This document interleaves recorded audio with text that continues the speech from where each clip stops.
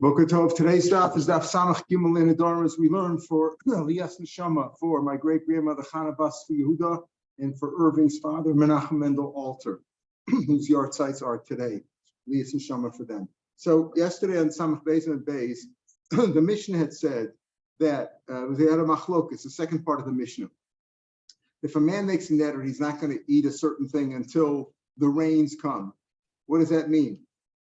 So if he said Arik Shamar, Achiyog Shamar, it means until the second rains come. We'll talk about what the second rains are, this first, second, and third rains. Until the second rains, when it actually starts raining. Shmuel said no, until the Zman, the normal time, we'll see what that time is, the time, the date on the calendar that the second rains are supposed to come. Then the Mishnah said, if he says until the rains stop, I'm not going to eat a certain thing until the rain stop, then it's until either Nisan is over, according to Rav Meir, until the end of Nisan, according to Yehuda, until Pesach is over. Okay, that's if the rains, when the rains stop. But until the rains come, what does that mean until the rains? So we said it's a machlokas, whether it's actually the second rains are actually arrived, or Rav Shmuel said until the Zman of the second one. Then we had at the bottom of the Gemara, the last two lines on the page on Samach Beis and Beis. Amar Rav Zera, machlokas amar Shamim. The machlokas, if he says until the rains come. Avalomar ad geshem, if he says until it rains, like ad geshem, until the geshem, then ad zman kshamim. Then everybody agrees that it just means the date. Ad kshamim, there's a machlokas what it means till the rains actually come, the second rains. We'll see what those second rains are. Or does it mean the date of the second rains, the date that the second rains are supposed to come? But if he says ad geshem, everybody agrees, even the Tanakam agrees that it means until the date. Ad zman kshamim. That's what the Gemara said yesterday. Now, from the top of Samach Gimel, says the Gemara, gets Meisvei. Ezu is Manashal Raviyah. So this is Gemara we have in Tanis, we discussed many times. What is this man of the Raviyah Habachir? Ezu's man shel Raviyah. What's the time of the rains? Raviyah is lashon that it makes it fruitful and it flows, and it's like rovates, it crouches, the rains crouch on the ground. So it means it makes it plentiful. So what is this man? Habachira begimel. The first rains come on the Gimel of Cheshvan. The Gimel of Cheshvan, right? The Tishrei Gimel Cheshvan. Beinin is the middle one, Beshiva, on the seventh day. 7th of Cheshvan, that's when we start saying Saint Talmud, right? Afel, the last rains, Basim Rishlosha, Divra Meir. So Meir holds, these are all in Cheshvan. It's the 3rd, the 7th, and the 23rd. Meir Shita. Rabbi Yomer, Beshiva. The first one is the 7th of Cheshvan. In other words, what Rav Meir said, which is the second one, the second Raviyah, Rabbi Yehuda says is the first one, Uvi Shavasar, and the middle one is on the 17th, Uvasim Shlosha, and the 23rd. So they agree that the last one's the 23rd. The Machlokas is one of the first and the second. According to Rav Meir, the first one is the 3rd, second one's the 7th. According to Rabbi Yehuda, the first one is the 7th, the second one's the 17th. But now we have a third opinion. Rabbi Yossi Omer B'Shivasar, the first one's on the 17th of Cheshvan. The second one's on the 23rd. Everybody holds that there's at least a 23rd, right? But is it the last one or the second one? Uva Chodesh Kislev. Rosh Chodesh Kislev is the last one. Mechen Rabbi Yossi Omer, and Rabbi Yossi went with his opinion, said, Eina Yechidim Mesamad She'gir Rosh Chodesh Kislev. Individuals don't fast for the rain when there's no rain until Chodesh Kislev is coming, because that's the last one. If it hasn't come by Rosh Chodesh Kislev, then everybody agrees. Amin and Allah. And we explained about this machlokas, when is the first, second, and third rains. Bishlam Raviyah Rishona. We understand what's the purpose of why you call it the first rains. Like, what's the big deal? I need a date for the rain. When it rains, it rains. What's the point of the Raviyah? The first Raviyah, Lishoel. We start saying Saint Talmud. When do we start saying Saint Talmud in Eretz Yisrael? On the 7th of Cheshvan. So we're going like Rabbi Yehuda's opinion. Machlokas Rav Meir and Rabbi Yehuda, we go like Rabbi Yehuda usually. Rabbi Yossi is a different issue over here. But usually we go like Rabbi Yossi, but over here it's Machlokes Rav Meir, we go like Rabbi Yehuda. Okay, so the first date, the 7th of Cheshvan, Raviyah, is when we ask Saint Talmud. According to Rav Meir, you'd start it on the 3rd. According to Rabbi Yossi, you'd say it on the 17th. According to Rabbi Yehuda, you say it on the 7th like we do. Okay, Shlishis, the last one, the last rains, the what they call the Afela, the last ones. So the last ones, the annals. If it hasn't rained by then, that's when you start raining. In other words, what's the reason for the dates? The reason for the date of the 7th, the first one, according to Rabbi Yehuda, is that's when you start saying Saint Talmud. We had another 7th of Cheshvan, that's when we start. The purpose of the last one, whatever that is, according to each sheet, is when you start fasting if there's no rain by then. Elishmi Elamai. What do you need the date? What are the middle date for? Saying Talmud, you're already saying. Fasting, you're not doing yet. What do you need that middle rain? I have to announce what the middle rain is. Rav Zera says, no, there for a person who makes a neder that I'm not going to eat a certain thing, or this thing is usher to me until the rain. And the assumption now is that he said Geshem, out of Geshem, right? So you need it for that date. The Amar of Zera, no, there. Okay, that for a person who makes a neder till the rain, he has to fast until the second rains, like we said in the Mishnah. We said in the Mishnah, a person swears he's not going to eat a certain thing until the rains. He has to what day, after what date is it mutter for him to eat? When the second rains have come. That's the purpose of identifying a date, a middle date, a date when the middle rains come. So if a person swears that he's not going to have rain, it's a pretty far out thing, right? The first one we understand, you have to say Talmud. The second one, the third one we also understand. That's when you start fasting. But the middle one is just there. We just identify a date. So that depends. That depends. In our Mishnah, we said that when a person says "Arik Sham," it's a machlokas. The Tanakama says until the middle rains come, whenever they come. You have first rains, then you have second rains, you have third rains. Whenever the middle rains comes, that's when you have to fast until then. Shmuel says no, goes according to the date. Goes according to the date. Then we had Rav Zera said that's only if you said the machlokas only said Arik Shaman. But if you said Arik Geshem, everybody agrees it goes by the date, by the calendar date. So now we have this idea of Amar Zera Lenoder, Armin and Allah, going on in the Gemara. We said about that. Kamanos Lahadatani, who is the following thing go like? Rav Shimon says, Omer, if rains came down for 7 days consecutively, it just continued raining 7 days. You can count this as the first and the second rains. Now, who does that go like? Shimon says if it rains for 7 days, so you count that as the first one. Come on, who's that go like? Like Rabbi Yossi, because according to the other opinions, there's no 7 days between the period. Let's call it the 3 periods: the first, second, and third rains, right? According to the first opinion, Rav Meir, there's only 4 days between the 3rd and the 7th of Cheshvan. According to the last opinion, Rabbi Yossi says it's from the B'Shavasar, U'B'Esrim B'Shlosha. That's 6 days, right? That's 6 days. B'Shavasar, U'B'Esrim B'Shlosha. That goes like. That goes like come on, it goes like Rabbi Yossi. It doesn't go like Rabbi Yehuda. Why? Because it doesn't go like Rav Meir, because Rav Meir says between the 3rd and the 7th, that's only 4 days. According to Rabbi Yehuda, what's the time period between the first and the second rains? The 7th to the 17th. That's 10 days, right? Rabbi Yossi says the first one is the 7th, is the 17th. The next one is the 23rd, so you can count that as 7 days later, including the day itself. Of Chodesh Kislev, so it goes like Rabbi Yossi. Okay, Shmuel says come on, it goes like Rabbi Yossi. What is this? Why is all this a kasha? We've explained now the 3 different periods, right? The different periods according to each one, and we've just said what's the purpose of the different periods. The first one is to say Saint Talmud. The last one is to fast. The middle one is if you make a neder. And if Shmuel comes along and says, you know what? If it rained for 7 days in a row, that counts for the first and the second one.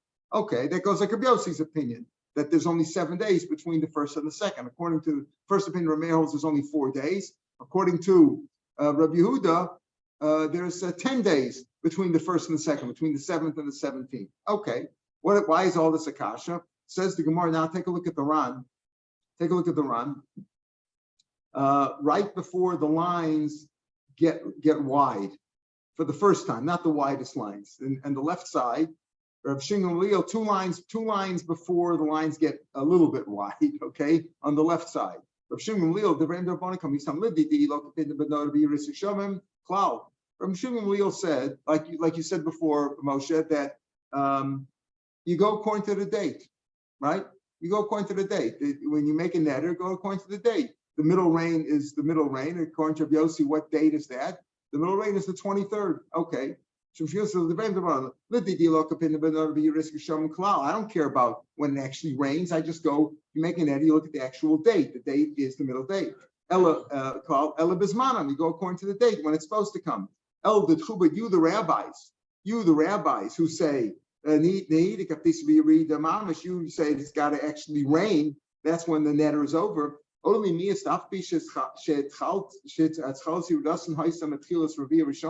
at least be motive to me that when the rain started coming on the 17th, remember he goes like a Yossi, that the rains, what are the dates? The 17th, the 23rd, and then the 1st of Kislev, right? The 1st of Kislev, Cheshvan and Kislev, right? So he says, but at least be motive that if it started raining on the 17th and it rained consecutively every day through the 23rd, that counts for two. They didn't stop every day. Continue raining until the second one. Torah will be a shniel and there's man of others. In other words, be motive to me that if it continued raining from the 17th through the 23rd consecutively every day, you're makbid, it's got to actually rain. Okay, fine. But it didn't start raining again in the second. It started raining on the 17th and raining continuously till the 23rd. Be motive to me that counts for the second Revi'ah because it did rain on the second one, even though it's really one continuous rain. Because we're assuming that we're counting until that we said Ad Geshem. Remember what did Rav Meir say the last two lines on Amud Beis? That Machlokes is by Ad Geshem, and by Ad Geshem, everybody's motive that goes according to the calendar date. You know, but Ad Geshem Maskinan, that's the way people normally swear. If you hold the Rav Meir, now we're at the widest line, the beginning of the widest line. The Amud the Ad Geshem Kulamod that Shigia. Rav Meir said, everybody's when he said Ad Geshem, it goes according to the calendar day. Why does Shmuel say, oh, be motive to me here, even though you're makbid about when the rains actually come, but at least be motive to me that if it started raining on the 17th, the first Revi'ah, and it went all the way through the 23rd, that's already the second one. It's not like it's a new rain, like you need a second rain. It's one long thing. At least be motive. What do you have to be motive for? If he said Ad Geshem, it goes by the calendar date anyway. It doesn't go by the actual rain. Why do you say, again, why do say them only mias Myri Yardu? What do you care? I feel law Yardu even if it didn't rain at all. Even the another Ad Geshem, since when he said Ad Geshem according to Rav Meir, everybody's motive. Ami Gias Mana, so Rav Shnia, L'Kuliyama, Shalom Nidre, is that is over. With Tartzina, the Gemara's answer is no. Ahudam Ad Geshem. Look at the Gemara. Back in the right the few was before the mission in the Gemara. Ahudam Ad Geshem. No, you assumed in the Kasha that was speaking. We said Ad Geshem. So why if it's Ad Geshem? What if Shmuel say? You know what? If it rained from the first, what's Rav Shmuel's point when he says if it rained from the 7 days consecutively, it counts as the first and the second? What's his point? He's trying to tell the rabbis, be motive to me when it comes to a neder, that's like the second one, even though you're makbid about that rain actually has to come. Be motive to me that when the rain came consecutively from the first to the second, that counts for both the first and the second, and then the neder should be over. But if Rav Meir is correct that Ad Geshem, everybody agrees means by the calendar date, what do you care if it rained or not? 7 days didn't, even if it didn't rain at all. It's the second date. The 23rd is the date of the second rains. And with Tatzina, no. Over here it's speaking Mahudam Radik Shamim. It's like in our Mishnah when where there's a machlokas. That's speaking where the neder was made Adak Sham until the rains. Where the Tanakama says it actually has to rain, the second rains have to come. Shmuel says no, you look at the date. But Rav Meir could be correct that Adak Geshem, everybody's motive that it just looked at the date. Okay, says the Mishnah. Konim yain she'eni toam l'shana. Man said, I'm not going to drink wine for a year. Now, they didn't have a calendar in those days in advance. If the rabbis saw fit that we have to, make the season come out properly, Pesach, etc., so they declared an extra month of Adar. So let's say he said, I'm not going to drink wine for a year, and then there was an Ibriyar, there was a leap year, Asr Bal Bibura, so you can't drink wine for that day and for that year and the Ibur. The Ran has a whole long arichas over here. Before we discuss the issue, when a person says, I'm not going to do something for a year, if he says for a year, that means a year from today. You count a year, right? 12 months, 365 days, or 354 days, you count a year. If he says Hashana or Shanazu, what does he mean? This year until the end of the year. Now here the Gemara doesn't really deal with this. I mean, the Mepharshim does it, but presumably we talk about when they counted the year from Nisan till Adar. Not like we count the year, like the Brias Olam from Tishrei through Elul, but rather they counted the year like the Psukim count the year. The Tishrei is the 7th month, Nisan is the 1st month. So if he said, so the Ran is a whole shiloh here. Is this also like that? If he says, meaning if he said Shana Zu or Hashana, it means only this year. So when do you have the Ibriyor. In other words, that counts. We count that. We count the extra month too, right? The extra month. He says on this year. Well, this year includes 13 months. It says 13 months. Very good. But if he said Shana Zu or Hashana, it's probably not 13 months unless he made the net at the beginning of the year, Rosh Chodesh Nisan, right? Unless he made Rosh Chodesh Nisan, otherwise it's not 13 months. If he made, it's pretty obvious. You see, if he says, let's say he made the netter now. Now is today is what? Today is the Gimel Tevis, right? And he said this year. Okay, so you go this year until the end of the year. If the year ends in Adar, so it ends in Adar. If there's an Ibriyar, they added a month, so it ends at the end of Adar, at the end of Adar Bet, right? So Karim Yishani told Shana, but the Chiddush is, the Ran says, even if he said Lishana, look at the Lashon of the Mishnah, Karim Yain Shani Tom Lishana, for a year. For a year means 12 months, usually, if he says Shana. But over here it means if the 12 months has it's not 12 months because there's an extra month in there, because that would certainly be included. After all, I mean, it doesn't make sense to say anyway that if you said 12 months from today for a year, and then there's an Ibiyar, then what are you going to do? That extra month doesn't count, then your netter does not hold, and then it starts again afterwards, and Nisan doesn't make sense anyway. So it's Konim Yain Sheni Tom Lishana. So the Ran says, it goes, it says, whether you said Shana Zu, or whether you said Hashana, which clearly means till the end of Adar, even if you said Lishana for a year, like the Lashon of the Mishnah, this Avrashana Asr Bavir, you can't, the 12th month is included, the 13th month is included also. Ram brings cases where, if let's say you rent a house for a year and they go by the Hebrew calendar, rent it for a year, right? Interesting, right? You need an extra check in there for the monthly rent check, right?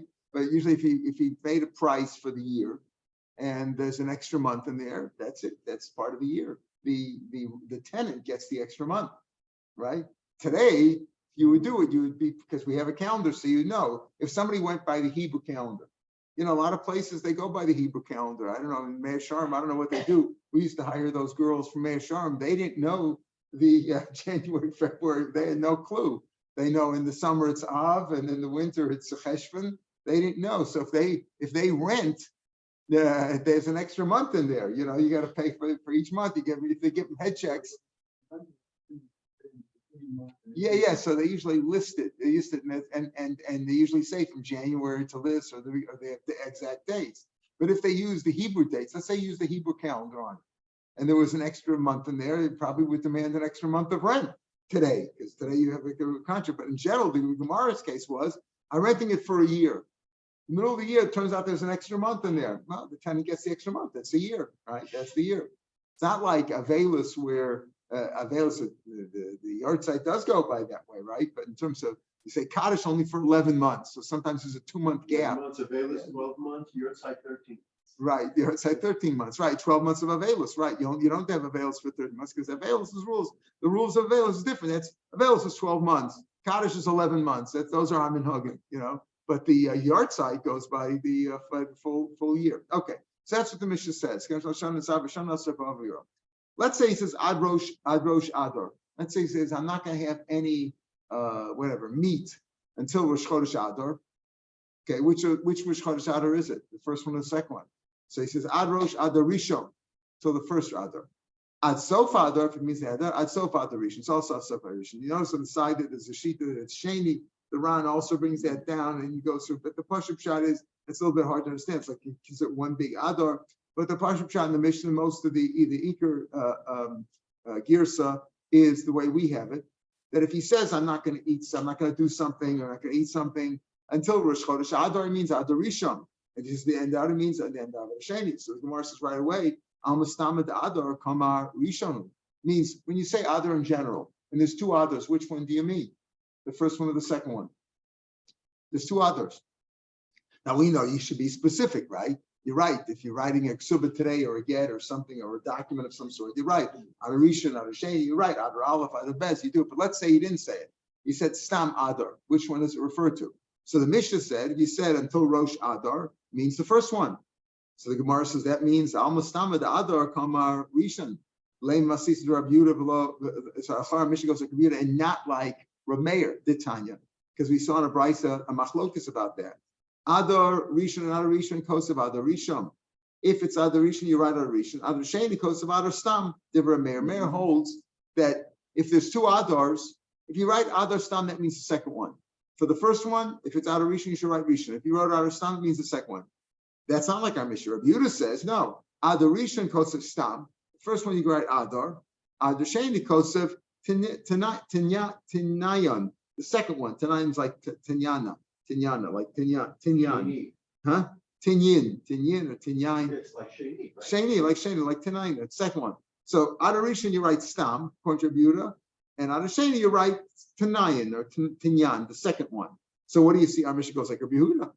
Our Mishnah said Stam Adar is Adar Rishon. Here you have machlokas between Rav Meir and the Rabbanan in this price. Rav Meir and Rav Yehuda. Pardon? Which is the added one. Which is the added one, right? So Rav Meir says that Adar Rishon you have to write Rishon because Stam Adar is Adar Sheni, and Rav Yehuda says you can have a svar for Rabbi. Where do we keep Purim? It's an Adar Sheni, right? And the rules of many of the rules of Adar you go by Adar Sheni, not by Adar Rishon. So Rav Meir holds that Stam Adar is Adar Sheni, and Rav Yehuda holds Stam Adar is Adar Rishon. So the Char Mishnah goes like Rav Yehuda, not like Rav Meir. Amar Abaye, no, I feel to Rav Meir. Our Mishnah could even go like a Meir. Very simple. If he knows that there's an Ibriyar, he knows already in advance, he knows that there's two Adars, right? He knows that there's two Adars. So then Rav Meir says that Stam Adar is the Stam Adar is the second one. All right, Adar Sheni goes about a Stam. When you know there's two, the Stam one is the second one. And the one that you have to specify is the first one. And our Mishnah speaking about he didn't know. He didn't know that there's going to be a second one. In a regular year, you go in thinking that it's Adar. So you wrote. So we said Arosh Adar. That means first one. You didn't know. You didn't know this one. You can see the Rashi over here on the right side. He didn't know there's going to be here. The first one, because he doesn't know that there's going to be a second one. He didn't know yet. They did not intercalate the year yet and make it extra. He's talking about the Adar which comes right after Shvat. Ubraisa the Tani Adar Sheni, the one that says Adar Sheni Kosev Stam, could go the other Miyamashas. He knows that there's an Ibriyar, he knows that there's two Adars, but he Amarim Stam, Mashma Adar Sheni. But Tanya, and here's a Braisa at the top of Amud Beis, which proves that, B'nichusa, and here's a proof that. What does the Braisa say? And this Braisa we'll see goes like Rav Meir. Ad Rosh Chodesh Adar. If he says until Rosh Chodesh Adar, Ad Rosh Chodesh Adar Rishon means the first one. Im Hoisa Shana Beres. If it's a Ibriyar, if it's a leap year, Ad Rosh Chodesh Adar Sheni. It means Adar Sheni. Now what's going on over here? The Braisa doesn't make sense. He says if he just says Rosh Chodesh Adar, it means Ad Rosh Adar Rishon. If it was an Ibriyar, then it's Adar Sheni. B'chal Dereisha Lavmu Beres Askinan. It's mashma that the first part it says if it was a leap year, then it means Adar Sheni. That means that the first line Ad Rosh Chodesh Adar Rishon, it's not Muber. So why is it Adar Rishon? Why do you say in the first line on the top of the page Ad Rosh Chodesh Adar is Ad Rosh Adar Rishon? But if it's a leap year, then it means Adar Sheni. Stam is Adar Sheni. What do you mean? The first one's not a leap year? Why would you call it Adar Rishon if it's not a leap year? Elamai must be Shmam. You know how the Pshit late the Ma'abrishas how the Lo Yada. Very good. It depends. In the first case, he didn't know that's going to be a leap year. So he said Rosh Chodesh Adar, even though there's two Adars, he didn't know that there's going to be a second Adar. So when Rosh Chodesh Stam meant Adar Rishon, because he didn't think there's going to be a second one. But when he knew that there's going to be a second one, and he said Adar Rosh Chodesh, that means Adar Rosh Chodesh. Adar Rosh Chodesh means the second one, Adar Sheni, and that's Pshat and Rav Meir. Still, when we have machlokas between Rav Meir and Rav Yehuda, who do we go like? Rav Meir and Yehuda, we go like Rav Yehuda. So therefore, the Ran. Now, if you look in the Ran on this page, we're on Amud Beis now. We're on Amud Beis. Look down before the wide lines. Before the wide lines, 3 lines before the wide lines on this page in the Ran on the right side. Uminyan Alocha, keeping the common since we hold. Rabbi Yehuda, where there's a machlokas, we go like Rabbi Yehuda. Therefore, what does Rabbi Yehuda say again? That Stam Adar is Adar Aleph, right? And if you say it's Stam, you just mean Adar Aleph. Rabbi Yehuda, Adar Rishon Kosev Stam. Adar Sheni, you write Adar Sheni. Okay. We hold the stamad adarisha mashma. Hilkach. Therefore, he says the first of the wide lines now in the Ran. Mish amid badar sheni. If you're in Adar Sheni, you're in a leap year, because of Adar Stam, and you wrote Adar, which can mean either one, right? Hashtar Muktam. In other words, I'm selling you something. Upasul, it's puzzle, the Stam Adar Rishon Mashma. So therefore, let's say I'm on the 10th of Adar Sheni, right? The 10th of Adar Sheni, right before Purim. And I write a star an IOU, let's say, we're at an IOU, and I write Adar Stam. Now it looks like Adar Stam could be really the first one. So I'm really predating the star. In other words, if somebody else had a lien on my property from Rosh Chodesh, let's say, Rosh Chodesh Adar Sheni, he was really there first. But when I write it on the 10th of Adar, 10 days later, we're writing an IOU and we're putting in there Adar. It looks like it's Adar Rishon, because Rabbi Yehuda holds Adar Stam is Adar Rishon. That's no good. That's cheating, because somebody else had a lien already from Rosh Chodesh, right? I borrow money from you on the 10th of Adar Sheni, and we write Nishtar Adar, right? But the guy, I already borrowed money from somebody else on Rosh Chodesh, so he has a prior lien on my assets, and that's not fair. You can't do that. So therefore, since we hold like Rabbi Yehuda that Stam Adar is Adar Rishon, if you're in Adar Sheni and you wrote Stam Adar, that's a false document, because Stam Adar means Rishon. Therefore, it's no good. And it's puzzle. The Stam Adar Rishon Mashme Hilkach Tzarchu Sheyichta B'Chodesh Adar Sheni. He's got to write in the month of Adar Sheni.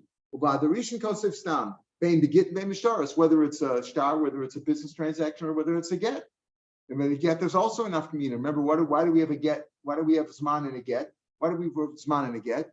Two reasons. One is because of Peiros.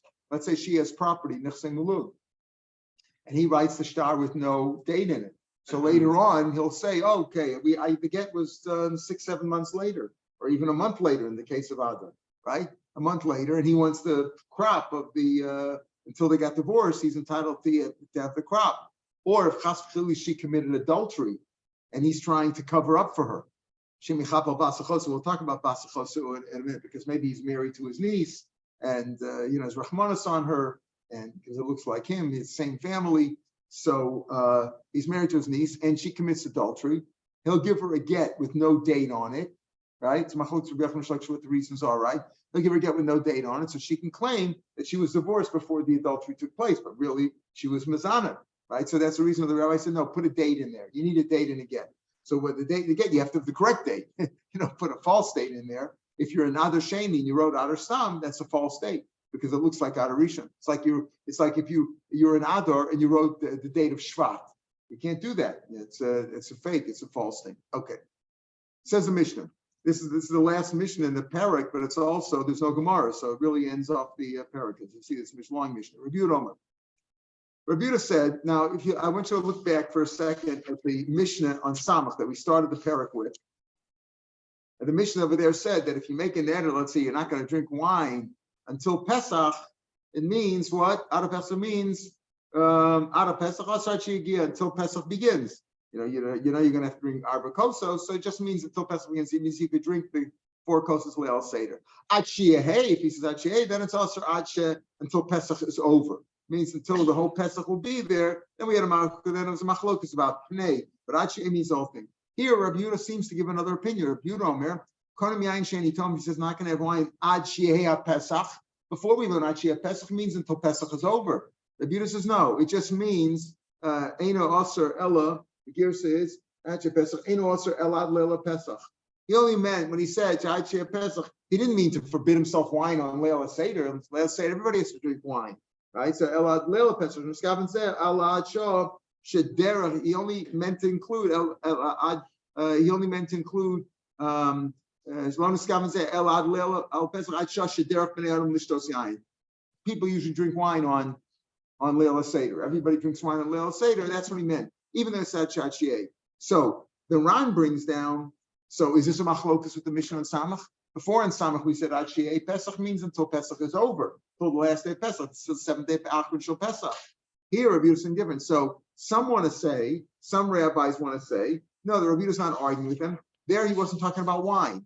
In the Mishnah, if you look back on Samach, yeah, the beginning of the Mishnah on Samach was talking about wine, Konim Yayin. But when he got down to Ada Pesach, he didn't say wine. So if it's a different Mishnah, maybe it's not the same Mishnah. And there we're talking about other foods that he's going to forbid himself. But when it comes to wine, wine's different. If he said, even though he said Achia Pesach, he only meant until Leila Seder, but he wants to be able to drink on Leila Seder.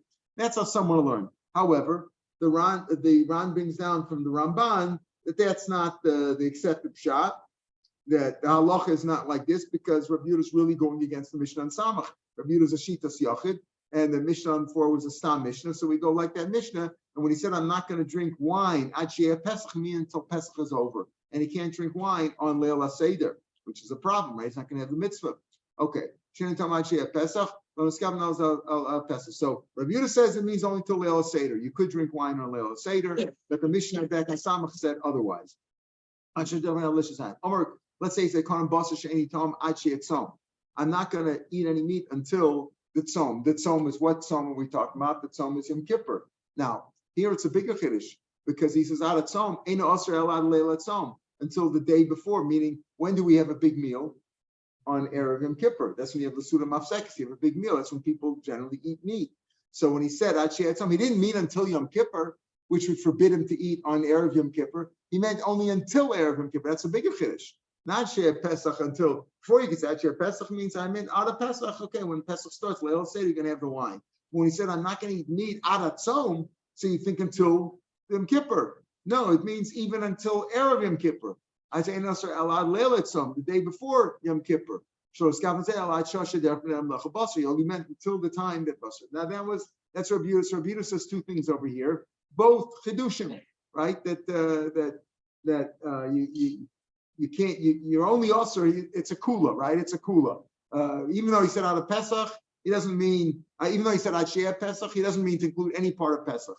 As soon as Pesach begins, Leila Seder, you can drink the wine. And he said, Tzom, not going to eat meat until Tzom. He doesn't mean up until Yom Kippur. He means up until the day before Yom Kippur. It's a big kula. Rav Yehuda has this kula. Rav Yossi Beno, Rav Yossi, the son of Rav Yehuda, adds another kula. Konim Shum Shani Toam Ad Shtei Shabbos. I'm not going to have any garlic until Shabbos is there. Shetei usually means including Shabbos. Ain't also unless it's only also during the week, Thursday and Friday, but Leil Shabbos, he can have shum. The rabbis, Ezra was matakin, you should eat garlic on Friday night because it increases the sperm. It's good for the sperm.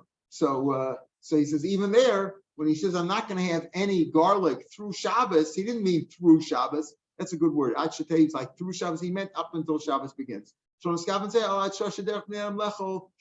only meant to say until the time when people normally eat shum, which is on Friday night. So these are big chedushim, and the Ran brings down from the Ramban that we don't hold like Rav Yehuda or like his son, because these are big kulas that we don't see before in the Stam Mishnayos. Then other cases we have now. Omer l'chaver. These are like Stam cases that we don't have. Not individuals said it. It's mashma the halachas that way. Omer l'chavero. We had this before. I'm not going to have any. You can't have enough for me, man. At above and to lebnecha kur lebincha lebnecha kur echad shachitim shtei shnayim. If you don't come and accept my gift, I'd like you to take a large amount of wheat and 2 barrels of wine. And if you don't do that now, you can't have any enough for me. It's like he's trying to encourage him. You can break the net. It's not even a netter really. Why? And he'll say, why did you tell me that? You're not going to give me. You said to me that I can't have any enough from you if I don't come and take these gifts from you.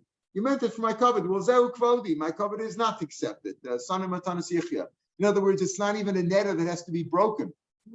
Yes, we had this back in Chavdal. We quoted this mission before. Correct. That's how the Gemara worked. Person says, Konem shat nenesli. You can't have any enough for me. If you don't give my son a large measure of wheat, then you can't have any enough for me. I want you to give my son this stuff now. Rav Meir says he's mocked. Rav Meir says not shashitin. He said, if you don't give my son these gifts, you can't have any enough for me. In other words, tit for tat. If you're not going to give me anything, you can't. If you're not going to give my son these gifts, if you don't give my son a big wedding gift, don't expect anything from me. You could also break it without a chacham, meaning, because he could say, it's as if I got it. It's like I got it and gave it back to you. So like it doesn't really, he's not serious. They're just trying to encourage him. He just meant to say, in the first case, he wanted to encourage him to accept his gift. In the other case, he wanted him to give a gift. But the idea, similarly, they were trying to encourage a man to marry his niece. It's a big mitzvah to marry a sister's child, sister's daughter, right? You can't marry an aunt. You can't marry your mother or father's sister, right? For that matter, your father's brother's wife and another aunt, right? You can't marry them. That's also in the Torah.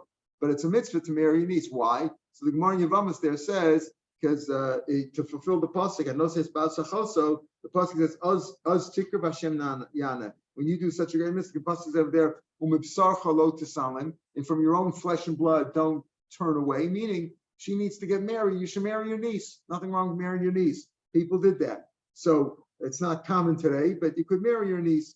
So no says Ba'asachoso because Omer Az tikr b'Hashem lo tisalim, and the pasuk goes on, "Az tikr." Then when you call out Hashem yana, Hashem will answer you. It's a big mitzvah. So they were encouraging to marry his niece, and he says, "No way, I'm not marrying my niece. She can't have any pleasure for me, la'olam. That's it. I don't want to have anything to do with the niece. She can't have any enough for me."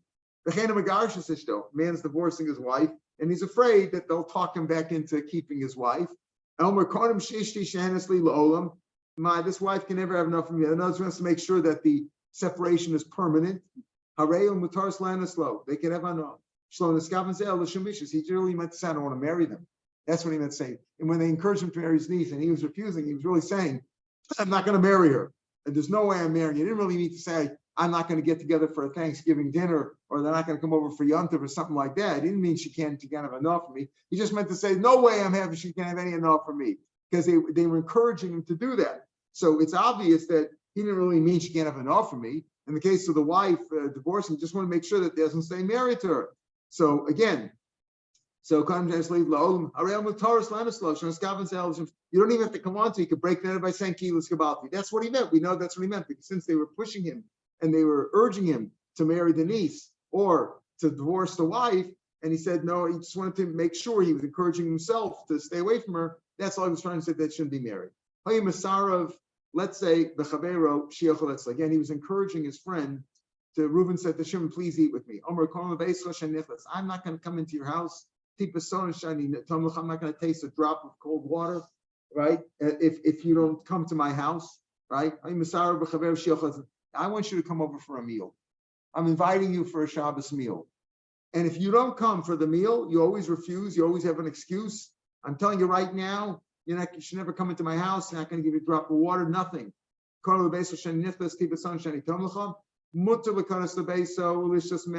allowed to go into the house and even have a drink of water. So what he meant is only for eating and drinking. He really was encouraging him to eat and drink. So he said, you can't come into the house. If you don't come eat with me, I'm not going to come into your house, and I'm not going to have a drink of water. He didn't really mean that literally, because he just meant, I'm not going to eat if you don't eat in my house, I'm not going to eat in your house. Most of the Rishonim learned that what we're talking about over here is he's only also an achil shtia, right? Veloshi also b'knisas habayis. He didn't really mean literally, I'm not going to come into your house or have a drink of water or step into your house. He didn't really mean that. So here the rabbis say, what about, we have a call Dvarim Shabbalei Vein Dvarim. You go by what you said, not what was in your mind. So here the Mepharshim say, I'll tell you something. You're right. Dvarim Shabbalei Vein Dvarim. You can't say I meant this, but where it's very obvious, because he was being encouraged, right? And he said, I'm not going to come into your house. Why?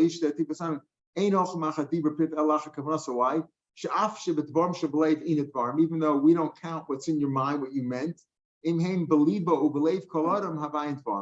Everybody understood that's what he meant. In other words, he said, I'm inviting you for a meal. You don't want to come to, you don't want to have a meal with me. I'm not going to have a meal in your house. I'm not even going to step into your house or have a cup of water. He didn't really mean to forbid himself there. Everybody understood that he just meant to say, if you don't come over for a meal to me, I'm not going to come over for a meal to you. It's a variant on Lashon De'ah. Exactly. It goes back to Lashon De'ah. But even though we say Dvarim Shabbalei Vein Dvarim, here you see if it's Dvarim Shabbalei, if it's Beliba Uvelev Kol Adam. Everybody understood that. And that's the pshat in the last case in the Mishnah. And in the pshat in the case of the marrying your sister or marrying or divorcing your wife, when it was clear that he didn't really mean to say, oh no, he meant to say, I'm not going to be married to them. That's when it's very clear. That's what it means. All right, we'll pick it up from the new parak tomorrow, Mitch. Have a good day. The pseudo Rashi, right? Yeah. On the top, when it's Hatanya, Yeah. usually says Benichuta, right? Right. Here he says Suyua. Yeah, it's a proof. And the Ran says the Ran says completely not but you see the Ran says Benichusa. Rashi. He does. Yeah. It's further down in the Ran. It's almost halfway down on the page because the beginning of the Ran on this side is from Rav Aleph. There he says Benichusa. Right. Correct. He's a different lashon here. It's not just that it's not Rashi, but it's certainly a Rishon because the pshat that he brings down, he learned in the Mishnah when the Mishnah says Ad Sof Adar Sheni, that girsa, that's the girsa that Rashi has, right? And Rashi had a different girsa before, also on Amid Beis before about that when he says Ad Geshem Ad Zmayim Sham Kamar Avalim Amar Cheteri, there he meant Ad the Geshem, the first one. There's different girsa in Rashi, but it's clearly a Rishon. You can get pshat there. It's just not. It's not Rashi. Stay warm. We'll try.